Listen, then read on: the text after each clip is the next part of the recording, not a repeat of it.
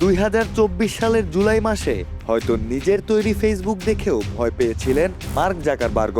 কেননা তার চিরচেনা নীল ফেসবুক রাতারাতি বদলে গিয়েছিল লাল রঙে।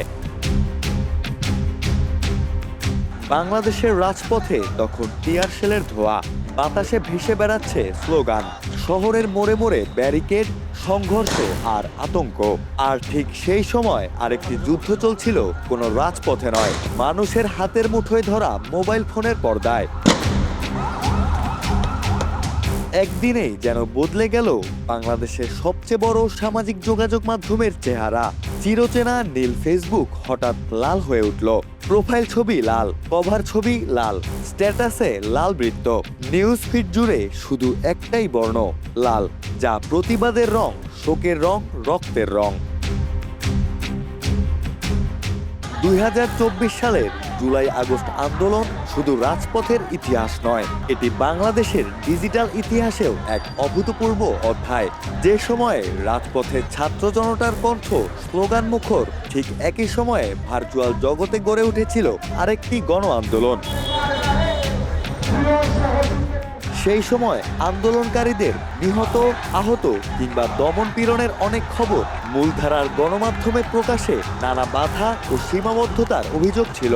কোথাও সংবাদ প্রকাশিত হয়ে আবার সরিয়ে নেওয়া হয়েছে, কোথাও অনেক তথ্যই প্রচারের সুযোগ পায়নি। ফলে সাধারণ মানুষের হাতে থাকা স্মার্টফোনই হয়ে ওঠে সবচেয়ে দ্রুত সংবাদ পৌঁছে দেওয়ার মাধ্যম।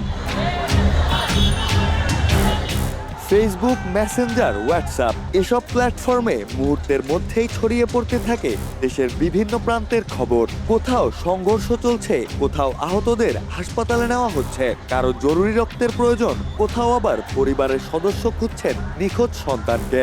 হাজার হাজার সাধারণ মানুষ যেন একদিনেই হয়ে উঠেছিলেন নাগরিক সাংবাদিক। কেউ লাইভে দেখিয়েছেন ঘটনার মুহূর্ত, কেউ ভিডিও ধারণ করেছেন, কেউ ছবি তুলেছেন, কেউ লিখেছেন নিজের চোখে দেখা সত্যের গল্প। কয়েক মিনিটের মধ্যেই সেই তথ্য পৌঁছে গেছে লাখো মানুষের কাছে। পরে আন্তর্জাতিক সংবাদ মাধ্যমগুলোতেও ঠাঁই পেয়েছে সেই ভিডিও এবং ছবি। ফেসবুক তখন আর কেবল একটি সামাজিক যোগাযোগ মাধ্যম নয়, এটি হয়ে উঠেছিল চলমান ইতিহাসের জীবন্ত আর্কাইভ। এই আন্দোলনের সবচেয়ে শক্তিশালী ডিজিটাল প্রতীক হয়ে ওঠে একটি রং, লাল। কোনো রাজনৈতিক দলের পরিচয়ের জন্য নয়, বরং নিহতদের স্মরণে, আহতদের প্রতি সংহতিতে এবং সহিংসতার বিরুদ্ধে নীরব প্রতিবাদের প্রতীক হিসেবে অসংখ্য মানুষ তাদের প্রোফাইল ছবি লাল করে দেন। এরপর শুরু হয় এক বিস্ময়কর ডিজিটাল ঢেউ।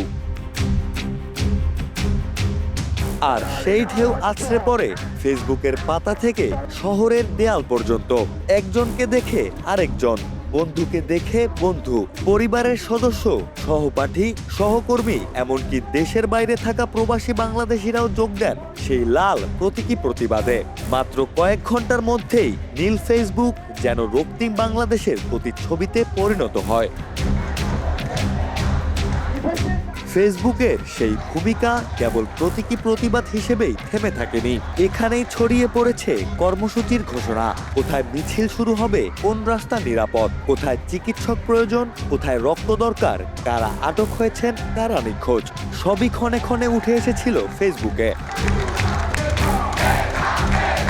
বাংলাদেশের রাজনৈতিক ইতিহাসে বহু আন্দোলন হয়েছে, প্রতিটি আন্দোলনের নিজস্ব ভাষা ছিল। কোনোটি ছিল স্লোগানের, কোনোটি ছিল দেয়াল লিখনের, কোনোটি ছিল পোস্টারের। আর 2024 সালের জুলাই আগস্ট আন্দোলন ইতিহাসে যোগ করলো আরেকটি নতুন ভাষা, ডিজিটাল প্রতিবাদের ভাষা। ইতিহাসের কিছু মুহূর্তে একটি রঙও হয়ে উঠতে পারে লাখো মানুষের উচ্চারণহীন প্রতিবাদের সবচেয়ে শক্তিশালী ভাষা। জুলাই আন্দোলনে সেটাই দেখেছে গোটা বিশ্ব ফেসবুকের মাধ্যমে।